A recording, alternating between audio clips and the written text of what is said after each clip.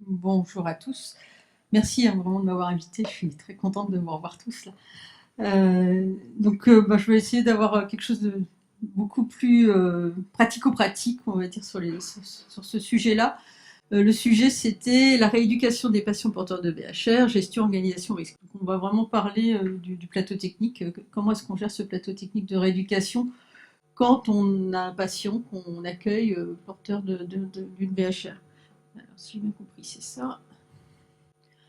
Alors, juste pour remettre un petit peu la perspective, on a vraiment un objectif qui est mondial, c'est de conserver des prévalences basses de portage de ces bactéries hautement résistantes émergentes. Alors, juste, j'en rêve, peut-être que je ne l'ai pas trop défini, mais il y a deux catégories. Il y a les entérobactéries, entérobactales, porteuses de carbapénémase. En gros, c'est des résistances à la plupart des antibiotiques. Et il y a une autre catégorie qui est peut-être moins fréquente, enfin moins problématique, qui sont les entérocoques résistants aux glycopeptides. Euh, L'objectif majeur, c'est d'arriver à conserver au niveau mondial une prévalence basse de ces bactéries hautement résistantes émergentes chez les patients hospitalisés et en population générale. C'est important aussi en population générale, afin, l'objectif final, c'est de minimiser la survenue des infections endogènes euh, à ces mêmes bactéries. Et donc effectivement, à chaque fois qu'on prend en charge un patient porteur d'une BHR, il faut évaluer le bénéfice-risque, bénéfice-risque, risque de transmission pour les patients et éventuellement les soignants, et puis le bénéfice de sa prise en charge au sein d'un établissement. Alors, on a des recommandations de la Société française d'hygiène hospitalière qui émanent du Haut Conseil de santé publique. Ces recommandations, elles datent de 2019. Et il y a actuellement un travail de réactualisation qui est en cours, mais qui n'est pas finalisé. J'espérais l'avoir pour cette présentation, mais si j'ai bien compris, ça ne sera pas avant janvier. Mais ceci dit, je pense que ça ne va pas beaucoup bouger sur ce qui concerne la prise en charge des patients en SSR. On a deux fiches particulières qui évoquent le sujet dans ce document, qui sont la fiche 5 sur la gestion des BHR dans les filières de soins spécifiques, dont le SSR, enfin, maintenant SMR, SLD, et la fiche 10 qui est vraiment importante pour nous, c'est la dimension éthique et le risque de perte de chance. Euh, Brièvement, pour prendre en charge ces patients, on va d'abord appliquer ce qu'on appelle les précautions standards. Excusez-moi, ça va peut-être vous paraître très trivial, mais pour travailler au quotidien auprès des soignants, on a vraiment l'impression que de moins en moins de soignants savent ce que sont les précautions standards. Et juste pour vous rappeler qu'elles s'appliquent bien sûr à tous les patients, dont les patients porteurs de BHR. Et la grosse différence entre un patient, on va dire qu'on va accueillir avec ce type de portage, et un patient standard, c'est qu'on va essayer de le mettre en chambre individuelle. Pourquoi est-ce qu'on va le mettre en chambre individuelle? C'est justement par rapport à ce qu'a présenté Jean-Raph tout à l'heure, c'est que on va essayer de faire en sorte que les soins les plus à risque contaminant, on va dire, ne risquent pas de permettre la transmission aux voisins de chambre, et notamment le partage des sanitaires.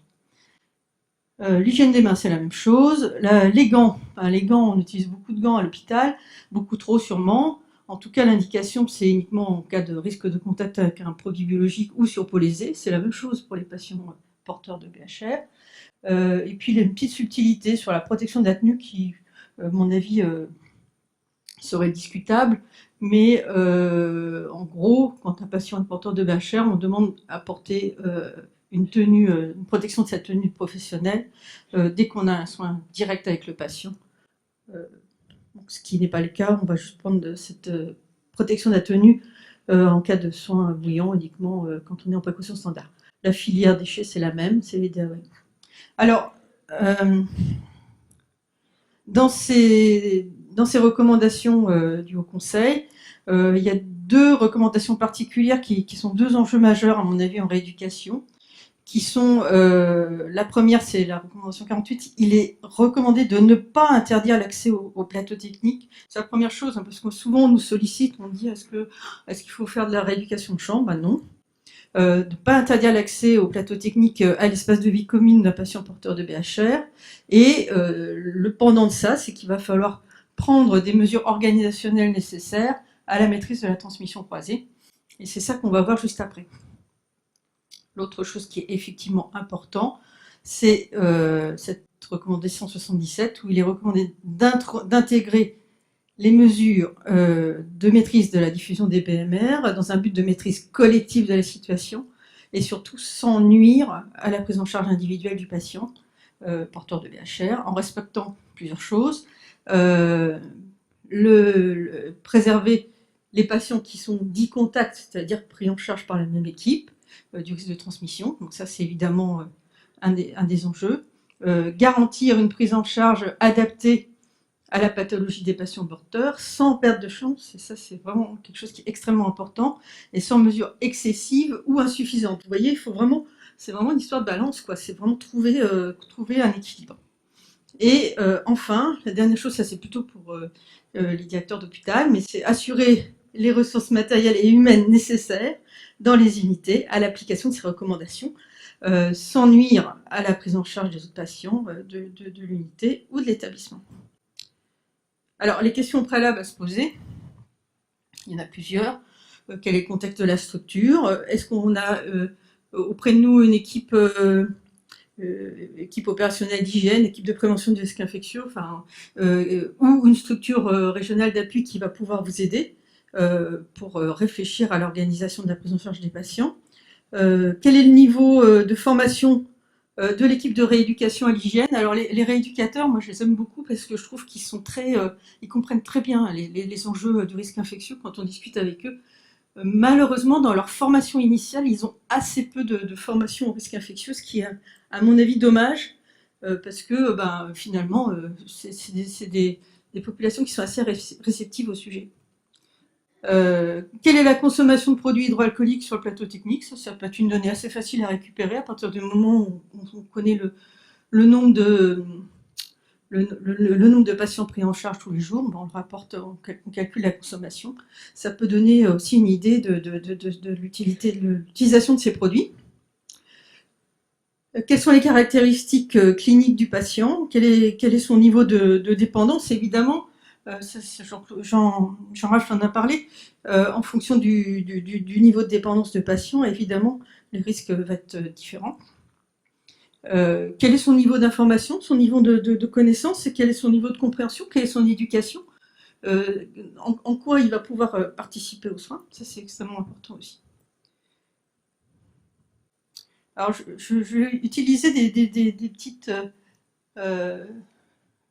vignettes qui ont été proposées par le CEPIAS Île-de-France Normandie en 2023 pour la prise en charge sur le plateau technique des patients porteurs et un petit peu analyser qu'est-ce qui était recommandé. Alors d'abord, concernant le rééducateur, d'abord il faut qu'il soit identifié. Il faut clairement identifier quel est le rééducateur qui va prendre en charge ce patient porteur de BHR. Si possible, un seul rééducateur, en tout cas dans sa catégorie professionnelle. Il peut bien sûr prendre en charge d'autres patients, mais qu'on puisse avoir un échange avec le rééducateur sur quel est le projet thérapeutique de ce patient, qu'est-ce qu'on va utiliser comme matériel, et donc le briefer en fait avec l'équipe d'hygiène locale ou régionale. Il faut aussi prévoir le remplaçant parce que les rééducateurs peuvent parfois être absents. La marche en avant, c'est souvent un sujet qui revient. En fait, c'est pas mal dans la mesure où ça va permettre, la marche en avant, l'idée c'est de prendre en charge le patient en fin de vacation, on va dire. C'est pas mal parce que ça permet un bio-nettoyage, on va dire, plus serein après la prise en charge du patient. Et puis, ça évite le risque de transmission par défaut d'hygiène des mains. Mais bon, si on fait un bio-nettoyage correct et si on a une hygiène des mains correcte en deux patients, ce n'est pas indispensable. L'utilisation de matériel dédié ou désinfectable, si possible, ça dépend aussi du projet de rééducation du patient. Ça dépend et ça nécessite, on va dire, de valider l'entretien du matériel avec l'équipe d'hygiène. Et puis un dernier point, c'est utiliser du matériel en bon état et vérifier l'intégrité de ce matériel. En effet, quand on a un matériel abîmé, il est plus difficile à entretenir. Là, je vous ai mis une photo, je vous rassure, c'est pas un plateau technique de rééducation, mais ça aurait pu, avec avec, vous voyez, un matériel qu'on ne peut pas entretenir correctement. Donc ça nécessite, dans le plan pluriannuel de renouvellement du matériel, de prévoir le renouvellement du matériel abîmé. La tenue, c'est souvent un sujet qui revient. Bon, l'essentiel pour la tenue, c'est assez simple, c'est qu'on puisse changer de tenue professionnelle tous les jours, quel que soit le professionnel. C'est pas toujours acquis. Hein. Et le port de surblouse, je vous ai dit, à usage unique ou tablier, c'est vraiment uniquement quand on est en contact étendu avec un patient et qu'on doit le mobiliser. Il n'y a aucun argument scientifique qui démontre que ça a un impact sur la maîtrise de la transmission, mais enfin bon, ça fait partie des recommandations. Donc évidemment, il n'est pas question de s'habiller comme ça pour prendre en charge les patients porteurs de VHR. Hein. Parfois, on voit des choses un petit peu, bon, pas autant peut-être, mais presque. Hein. Le patient lui-même, patient porteur de BHR, déjà il faut dédramatiser la situation. Souvent, encore heureux, le portage ne va pas conduire à une infection, mais on a vu que chez nos patients, malheureusement, ils sont beaucoup plus à risque de faire des infections qu'en population générale, donc ça peut bien sûr conduire aussi à des traitements complexes. Mais en tout cas, il faut dédramatiser la situation, et souvent quand ces patients arrivent en phase de rééducation, on va dire qu'ils sont sortis de la phase aiguë, et on peut espérer qu'ils ne vont pas faire d'infection aux germes concernés. Alors d'abord, il faut l'éduquer à la friction hydroalcoolique. Je pense qu'à Garches, c'est une culture qu'on a depuis longtemps, hein, de proposer aux patients, quand ils arrivent sur le plateau des techniques, d'avoir une friction hydroalcoolique. Ça, bien sûr, à adapter en fonction du patient. Pour certains, ça ne va pas être possible. Ce n'est pas spécifique des patients porteurs de BHR. Si on applique ça à tous les patients, finalement, on résout pas mal de problèmes de transmission. Et on peut faire tout à fait des campagnes de sensibilisation, y compris des patients, avec l'aide des équipes hygiène. La désinfection du matériel, ça peut faire partie du projet de rééducation. On peut imaginer que certains patients, enfin en tout cas on le fait parfois, sont inclus dans leur programme de rééducation, peuvent inclure aussi la désinfection du matériel qu'ils ont utilisé. Et puis la mise à disposition de matériel et de produits nécessaires. J'ai été trop vite là. J'ai sauté une diapo. Et puis la dernière chose, c'est le lavage des mains quand on sort des toilettes. Ça, c'est effectivement, on va dire, du niveau maternel. Mais juste pour vous rappeler, il y a une enquête qui avait été faite pour comprendre l'adhésion des Français aux mesures de prévention pour Covid-19, qui avait été faite en septembre 2022, qui montrait que 68% des personnes interrogées déclaraient ne pas se laver les mains régulièrement. Donc même ça, finalement, il faut faire de l'éducation aux patients. Le bio-nettoyage. Très rapidement, ces germes, ces BHRE, sont des entérobactères, sont des entérocoques qui peuvent être tout à fait éradiqués avec des produits détergents désinfectants courants. Encore faut-il utiliser ces produits. Donc le bio-nettoyage, il doit être quotidien. Sur les machines et les matériels utilisés par le patient, mais ils doivent être juste après le soin. Ça, c'est des précautions standards. En fait, ça fait partie des recommandations entre deux patients. On doit entretenir le matériel. On peut utiliser parfois du matériel dédié quand on en a les moyens. C'est une histoire de possibilités avec les services logistiques, le magasin de l'établissement. Bon, des lingettes détergentes désinfectantes, ça peut simplifier la tâche, mais bon, après, c'est un problème de développement durable. Et puis, il faut toujours se laver les mains, hygiène des mains après le nettoyage. Les autres patients, eux aussi, on peut les éduquer à l'hygiène des mains en utilisant ces produits hydroalcooliques. Ça fait partie des précautions standards. Brièvement, quelques cas particuliers. La balnéothérapie.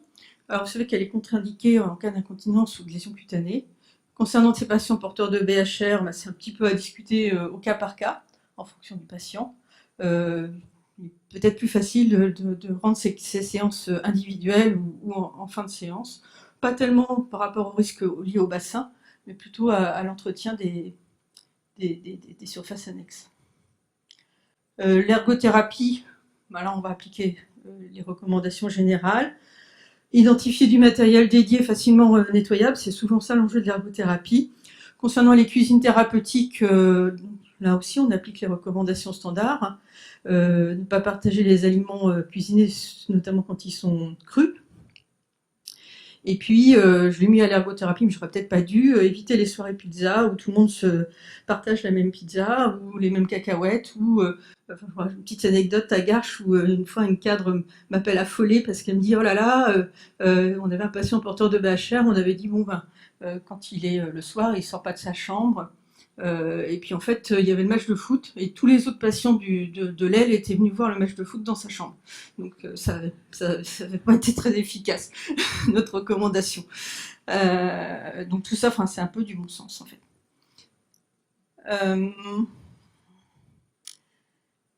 La psychothérapie, je n'ai pas grand-chose à dire. Les psychologues, les orthophonistes, en fait, il faut juste appliquer les recommandations générales. Bon, juste pour finir, les dépistages. Ces dépistages des patients, donc le patient lui-même, effectivement, comme on l'évoquait, s'il a été hospitalisé à l'étranger dans l'année qui précède, il y a effectivement un risque majeur qu'il soit porteur de BHR. En général, les dépistages ont été faits en MCO, mais si jamais ça a été oublié, il faut y penser à l'arrivée en SMR. Les cas contacts, c'est compliqué en SMR de dépister les contacts. Cependant, c'est quand même pas mal d'avoir une petite veille écologique. Ce qui est recommandé, c'est par rapport au MCO, de faire des dépistages un peu moins fréquents, hein, peut-être tous les 15 jours, voire tous les mois, espacer quand il ne se passe rien. Et puis le dépistage systématique d'un patient qui revient, parce que ça permet de savoir s'il est toujours porteur. Jean-Ralph a dit qu'un tiers des patients restaient porteurs au bout d'un an, mais c'est intéressant de voir si à un moment on va pouvoir, on a des critères maintenant qui nous permettent de trancher si on peut lever ou pas ces précautions dites complémentaires. Et puis ces patients qui sont hospitalisés en SMR sont souvent des patients porteurs d'ESCAR. Et là aussi, on a assez peu de données épidémiologiques sur le portage des BHRE au niveau ESCAR, mais il faut savoir que c'est une niche supplémentaire par rapport au tube digestif. Et là aussi, ça peut être intéressant d'aller chercher si on trouve ces germes au niveau de l'ESCAR. Voilà. Donc en conclusion, finalement, ce qui est assez facile en plateau de rééducation, c'est d'appliquer de manière stricte les précautions standards. Alors moi, dans mon monde idéal, j'aimerais bien qu'on applique les précautions standards pour tous les patients, comme ça on n'aurait plus de problème pour les patients porteurs de BHR. Ceci dit, il faut prévoir une organisation individuelle de la rééducation pour ces patients-là, vraiment verrouiller, on va dire, les précautions d'hygiène. Il faut verrouiller ça avec les rééducateurs, mais aussi avec les patients, puisque faut les rendre acteurs de leurs soins, c'est vraiment important. Et puis, donc attention aux pertes de chance. Voilà, et puis moi je m'appuie beaucoup sur les kinés, parce que je trouve que c'est vraiment les rééducateurs d'une manière générale sont très logiques. Une fois qu'on leur explique les enjeux, ils comprennent très bien. Voilà ce que je voulais vous dire.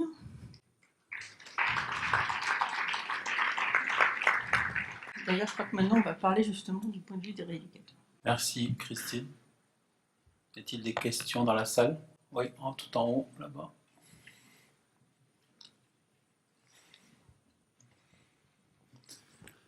Bonjour, j'ai juste une question. En fait, nous, sur le plateau technique, on nous demande de prendre les patients porteurs en dernier créneau.